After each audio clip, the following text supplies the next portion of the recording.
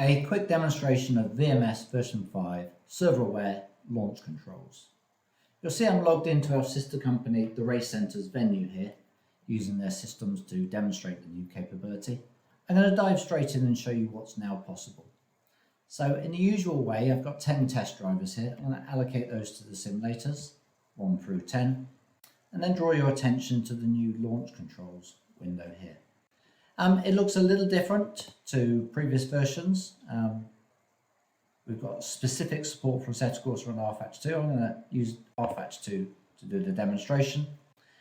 You'll see here in the server drop-down, the launch controls are dynamically aware of the servers running on the system, what state they're in, what tracks they're running. If I choose server 1, the system can also dynamically interrogate the server to see what vehicles are available on server 1. Similarly, server 3, I can see the vehicles available on server 3. I'm going to use server number 2 for the demonstration here, running Spa-Francorchamps. Now, for the first 9 drivers, 1 through 9, I'm going to tell the system that I don't care which F1 car, I just want F1 cars from the F1 23 season, and I'm going to launch those now for drivers 1 through 9.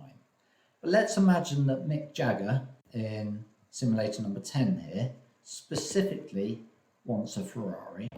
Well, I can do that from VMS by coming here, and instead of choosing the category of the F1 season, I can specifically tell it, the system, that I want the Ferrari, and I'm going to launch that.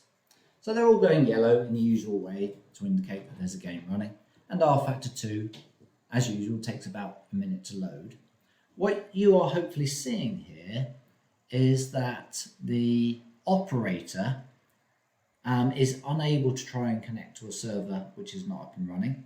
The operator is unable to try and connect to a server with the wrong vehicle because both the servers that are available and the content available on them is all dynamically generated, and as such it's not possible to get it wrong. So that massively simplifies the role of the operator, and similarly the role of the administrator to add new content to the system is now equally completely removed. So if you add new content, new cars and tracks to your system, then there is no administrator role of having to define those to VMS, because it's all identified in real time by the VMS system.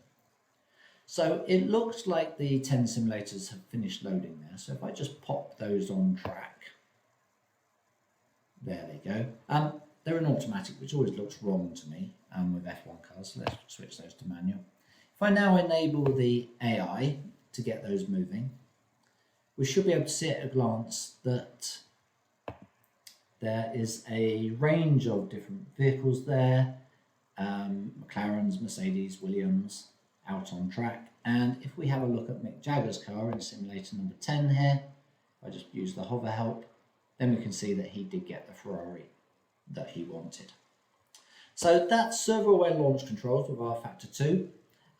We've done exactly the same for Assetto Corsa. If I select Assetto Corsa here, you can see that I've got 6 servers defined with a range of different circuits. So the first one is online, running Assetto Corsa in practice mode, in practice session with Imola. If I choose that, I can see the vehicles available on there.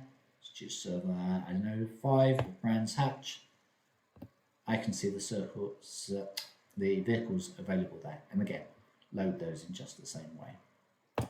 So this is server-aware launch controls in VMS version 5. It's available in all 3 tiers of the product. That's Starter, Standard and Premium. This function is available to download now if you're already using VMS version 5.